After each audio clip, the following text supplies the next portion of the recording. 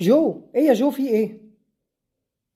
اديتك زقه قبل كده؟ انا اتقرصت واتعلمت. لا، ايه يا جو، ما احبش اشوفك خاضع كده من غير شحتفه. ما بحبش العياط في الكلام.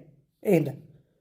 ايه اللي حصل؟ مش جو ده من 3 اسابيع كان انا اساسا متصدر الدوري؟ مستغرب من الناس اللي بتقول ان احنا بنطلع اشاعات على اوضه لبس الاهلي وعاملين لجان. انا الاهلي مش في دماغي، انا المتصدر. انا مستني بيراميدز يخلص ماتشاته اللي بره ويجي يلاعبني هو اللي هينافس. ايه اللي حصل؟ ودلوقتي انا اتقرصت واتعلمت والدوله اديني زقه ده تاني زي ما ادتني قبل كده، زي ما ادتني زقه قبل كده. يعني انت يا جو كنت بتتزقق قبل كده؟ يعني انت اهو كنت بتتجامل. انت طالع دلوقتي تقول اديني استثناء تاني زي ما اديتني استثناءات قبل كده؟ لا يا راجل، ما تقولش كده. ده انتوا انضف ما في المنظومه.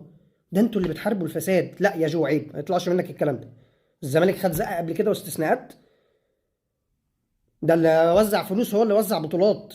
على رأي عفيفي. لا استنى بس، انا عارف انتوا بتحبوا الهيافه دي. اللي وزع فلوس هو اللي وزع بطولات. ايه يا جو؟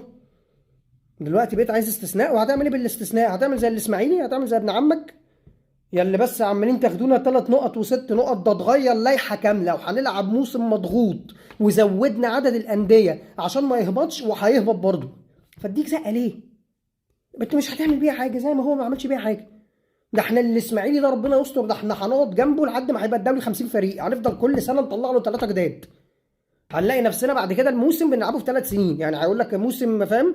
2027 2030 ده موسم.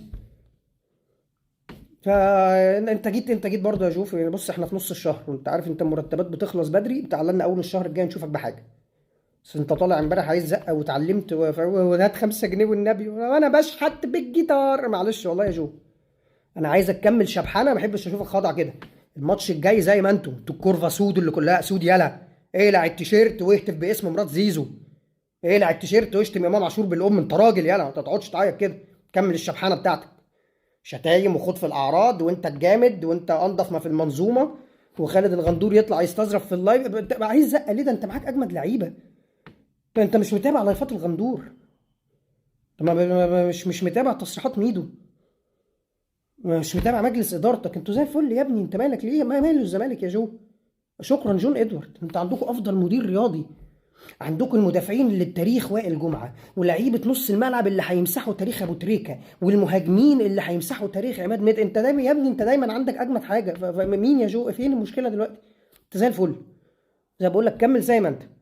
اقصف جبهه. خلي الاعلاميين بتوعك يطلعوا بالنسوانه بتاعتهم في اللايف. جمهورك الماتش الجاي عندك مرات امام، عندك مرات زيزو، عندك امهاته. منوع.